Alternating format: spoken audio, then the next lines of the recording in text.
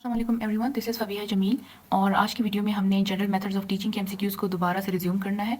हमने पिछली वीडियो में जो मेथड्स की थी उसमें मैंने 20 एमसीक्यूज़ आपको करवाए थे और आज मेरी कोशिश है कि मैं आपको अराउंड 55 एमसीक्यूज़ करवा दूँ। तो आज हमने 21 से स्टार्ट करना है और 75 तक हमारी वीडियो जाएगी।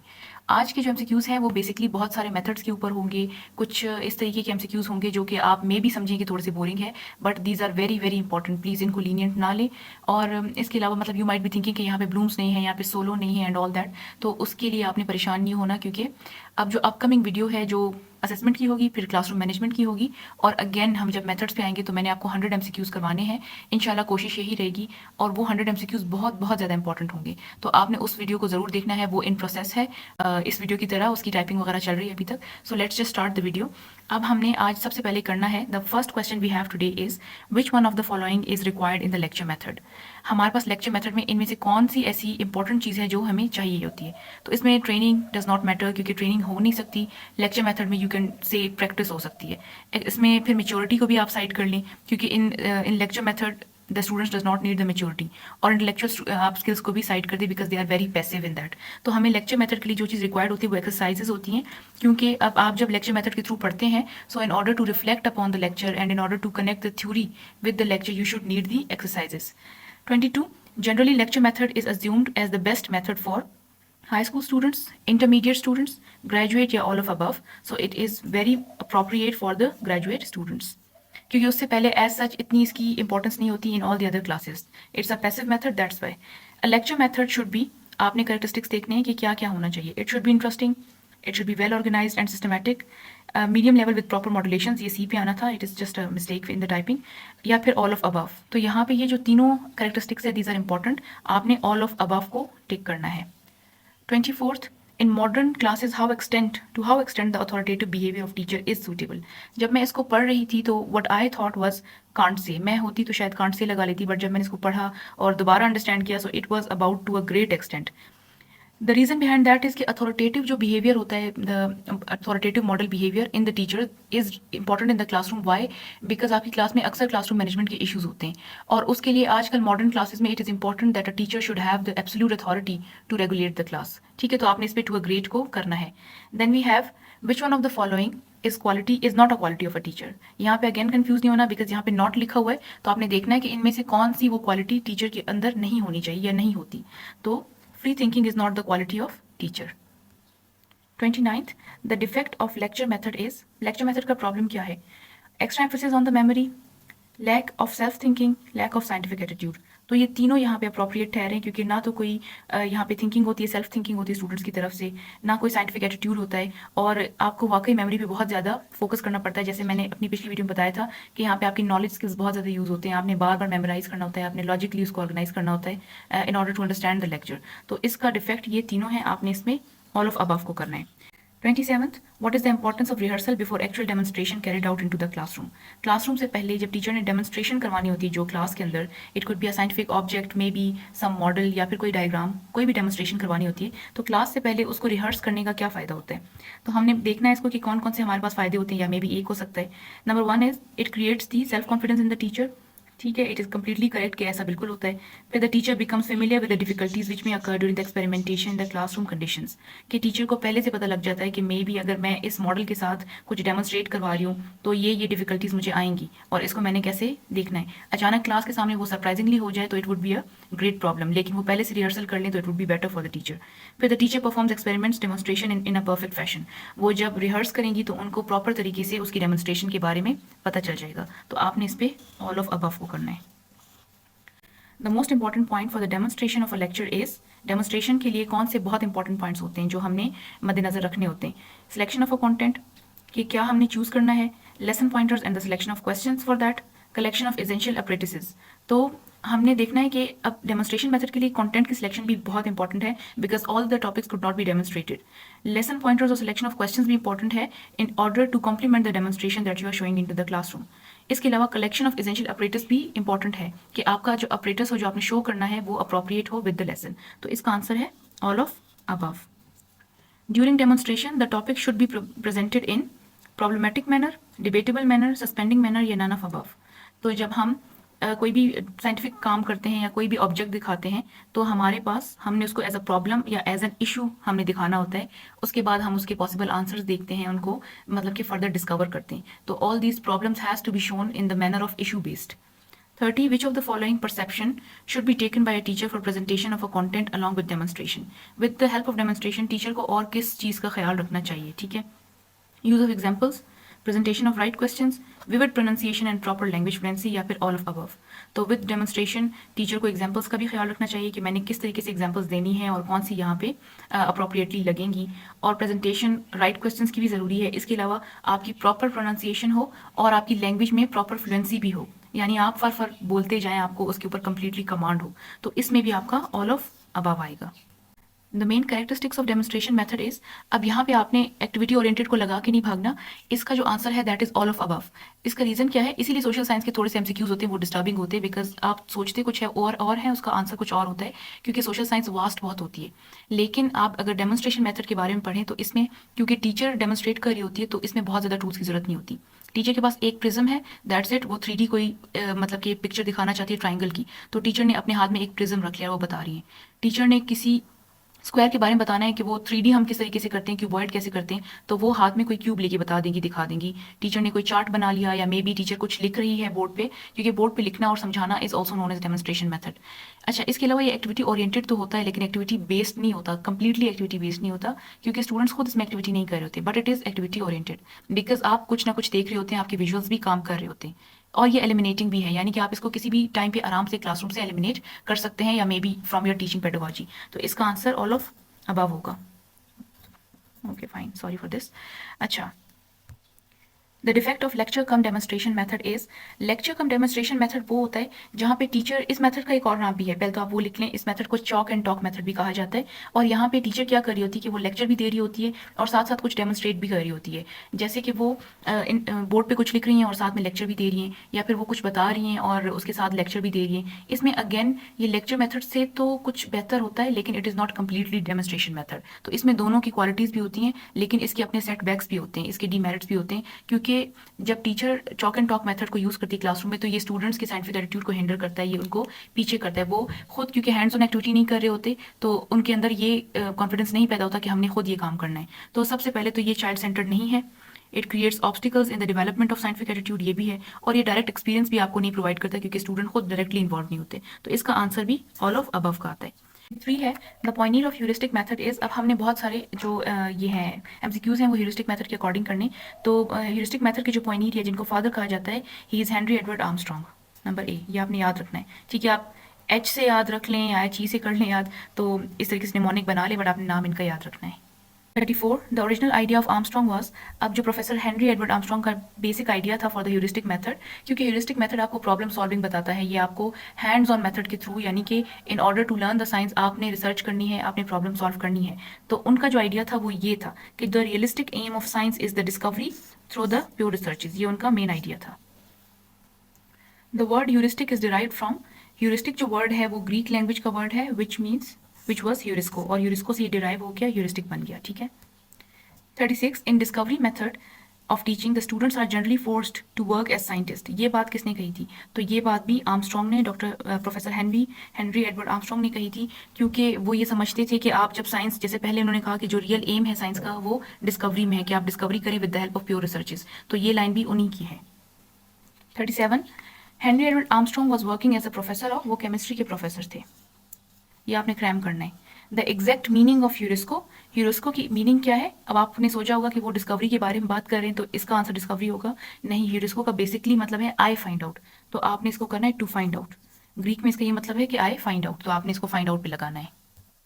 39, the equivalent term of heuristic is यूरिक्सिन, यूरिस्किन विच इज मेंट बाय, एक और टर्म है विच इज नोन एज यूरिस्किन, जिसका क्या मतलब है? टू डिस्कवर द साइंस, ये this is also a Greek word. A teacher-centered method is converted into a child-centered method if a teacher can do it partially, perfectly, reversible fashion या फिर in the presence of large audience। तो वो तब convert होता है जबकि teacher deliberately, जानबूझ के, यानी कि ये माइंड में रख के करे कि मैंने अपने मेथड को अब child-centered बनाना है। 41, Westerwey has presumed heuristic method is, Westerwey was another scientific writer और साइंस राइटर, जिन्होंने कहा कि heuristic method के बारे में वो क्या समझते थे? वो कहते थे it is the only training method, heuristic method is the only training method. Which of the following psychological principles have been followed by the heuristic method? कौन से psychological principles है जो कि सारे heuristic method को follow करते हैं? तो इसमें principle of freedom भी है, expression भी है और activity भी है. तीनों काम हो रहे होते हैं इसमें. Students freedom में होते हैं कि वो activity perform कर सकें, उनको experience भी मिलता है और it is actually the activity based thing. तो इसमें all of above is the answer. The central principle of heuristic method is learning by doing, learning through personal working, learning through labor या learning through experience. तो in the education the most word that we use is learning by doing. What is the role of teacher in heuristic method? Teacher as a friend, as a stage sector, as a creative inductive method of teaching. तो teacher creative inductive method of teaching. तो teacher के ये तीनों role होते हैं in the matter of heuristic method क्योंकि teacher specifically खुद इसमें perform नहीं कर रही होती बल्कि it is deliberate method in which the child performs. तो आपने इसमें भी all of above लगाना है. Main characteristics of heuristic method is, अब यहाँ पे आपने एक चीज़ ख्याल रखनी है कि प्रिंसिपल और करेक्टरिस्टिक में फ़र्क होता है. जो प्रिंसिपल होता है वो मोर अप्रोप्रिएट और मोर जो है रिजिड होता है, उसमें आप ज़्यादा चेंजिंग्स नहीं कर सकते, just like a law and theory. लेकिन करेक्टरिस्टिक्स में आप खुद से भी ऐड कर सकते हैं. तो ऊपर जब प्रिंसिपल की हमने बात की तो it is learning by doing, लेकिन जब हम इसके करेक्टरिस्टिक्स के बारे में बात करते हैं तो इसमें लर्निंग बाय डूइंग हो रही है. साइंटिफिक मेथड भी है और ये इंडिपेंडेंस भी प्रोवाइड करता है. तो आपने इसमें ऑल ऑफ अबव को लगाना है. तो जहाँ पे भी आप इस किस्म का कुछ देखें तो आपने प्रिंसिपल और करेक्टरिस्टिक का ख्याल रखना है. Which one of the following is prepared to be the defect of heuristic method? It assumes child as a little scientist. It treated child as a father of men. It teaches the child through the play way. तो हमने इसका defect बताना है और उसका defect है कि ये अज्यूम करता है कि चाइल्ड एक लिटिल साइंटिस्ट है, which is not correct because it just assumes that child is a little scientist. इसमें प्रॉब्लम्स हो सकती हैं because if you give away the freedom to the children, तो with the lab things तो कोई भी problem हो सकती है. It could go against the management rules as well. Application of heuristic method in our classroom is highly practical, impractical या practical. तो ये हाईली प्रैक्टिकल भी नहीं होती because it is the hands on method. Impractical भी नहीं होती but we can say it is practical. 48. The best use of heuristic method takes place in science club. This is very appropriate answer, सामने से नजर भी आ रहा है because it is all scientific और ये लैब टाइप वाली चीज़ होती है. फिर heuristic method is not suitable. ये ना तो ट्रेडिशनल करिकुलम में सूटेबल होता है, ना ट्रेडिशनल क्लासरूम में और ना ही ट्रेडिशनल सिस्टम ऑफ इंस्ट्रक्शन में. ये तीनों जब नहीं होंगी तो ही ह्यूरिस्टिक मेथड वहाँ पे एप्लीकेबल हो सकता है. अगर ये सारी चीज़ें हो रही तो फिर एक्टिविटी आप डेमोन्स्ट्रेशन को छोड़ दे ह्यूरिस्टिक तो फिर दूर की बात. तो आपने ऑल ऑफ अबव करना है. The learning of abilities in a free manner gives birth to self-development, spontaneity या self-expression.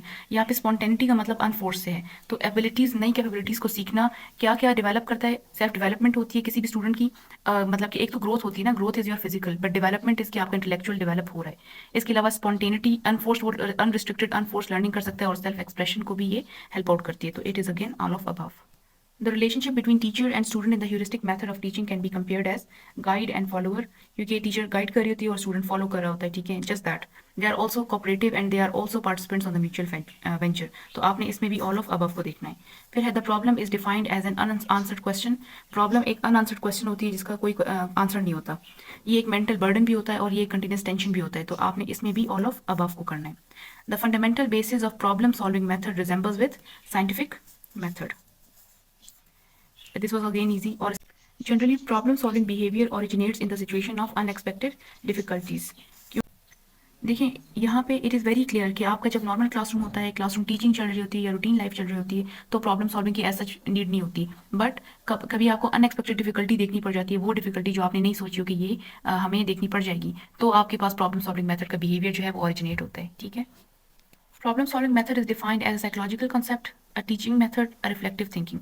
Because when you study the theory तब आपको abstract knowledge भी उसमें लगानी होती है and you have to reflect upon the lecture. तो जो problem solving method है वो आपकी reflective thinking भी करवाता है. ये एक teaching method भी और ये एक psychological concept भी है. The important step of problem solving method is, ये तीनों इंपॉर्टेंट स्टेप्स हैं. रीजन बिहाइंड दैट इज़ कि आप पहले डिफाइन करते हैं. ये पिछली वीडियो में भी मैंने बात की थी कि इशू पहले आपके सामने आता है, then the collection of adequate data and then you have to observe the things. पिछले में क्या था कि आपने एक इशू देना है और उसके बाद आपने उस इशू के लिए ऑपरेटर्स ढूंढने हैं और उसका आंसर करना है. यहाँ पे वही प्रॉब्लम सॉल्विंग केस में प्रॉब्लम है, फिर कलेक्शन ऑफ डेटा है और फिर ऑब्जर्वेशन है. तो इसका भी ऑल ऑफ अबव पे आएगा. Assignment method is a mixed version of, आपने देखना है कि कौन से दो मेथड्स मिलकर असाइनमेंट मेथड का वर्जन बनाते हैं, मतलब कि वो दो किन मेथड से मिलकर बनता है. Number 1 is lecture cum demonstration method and individual laboratory work. Project method and lecture method. फिर है heuristic method and problem solving method या फिर नन ऑफ अबव. तो इसका जो आंसर है वो फर्स्ट वन है which is lecture cum demonstration method and individual laboratory. I am very sorry for my highlighter but I can not change it right now. फिर the reason behind that is क्योंकि इसमें individually student खुद काम कर रहा होता है और इसमें आपके पास डेमोन्स्ट्रेशन भी हो रही थी because you are doing something. ठीक है, आप डेमोन्स्ट्रेट करें, आपके विजुअल, आपके ऑडियो के साथ साथ आपका विजुअल भी यूज़ हो रहा होता है. फिर इसके बाद है there are 2 types of assignment methods, ये आपने याद रखना है, ठीक है। 61 the meaning of home assignment is to complete the teacher's work at home, to complete the work at home with the help of tutor, to prepare the detailed account of classroom at home by the students. तो इसका answer क्या है? To complete the teacher's work at home with by the students, इसका first answer है, तो आपने इसको answer करना है। 62 school assignment is associated with the assignment given to students in their classes, the experiment performed by the students in their school lab, both of above या फिर none of above। तो इसमें आपने क्या करना है, इसमें आपने सेकंड को लगाना है, which is the experiment perform by the students in the school lab. अच्छा, अब आपके माइंड में एक चीज़ आ रही होगी कि जो असाइनमेंट होता है वो तो क्लास में बच्चे कर रहे होते हैं, वो कोई छोटा सा असाइनमेंट होता है। I am not speaking about that, I am not speaking about the graduate students जिनको घर के लिए असाइनमेंट्स दिए जाते हैं। यहाँ पे असाइनमेंट मेथड का मतलब ये है कि स्टूडेंट्स खुद से कोई काम करें, ठीक है। तो इट इज़ अबाउट कि वो अपनी स्कूल लेबॉर्ट्री में कोई काम करते हैं, तो it is their assignment method. और पीछे हमने क्योंकि पढ़ा था कि यहाँ पर इंडिविजुअल वर्क हो रहा है और ये लेक्चर कम डेमोन्स्ट्रेशन मेथड को भी मिला के बनता है, तो उस हिसाब से यहाँ पे ये डेफिनेशन इसकी अप्रोप्रिएट आती है। फिर the aim of the assignment is the development of scientific attitude, the training in scientific method, the discovery of scientific facts and deviation of its principles, या फिर all of above। तो इसका answer है all of above। I don't know what's wrong with my pens today।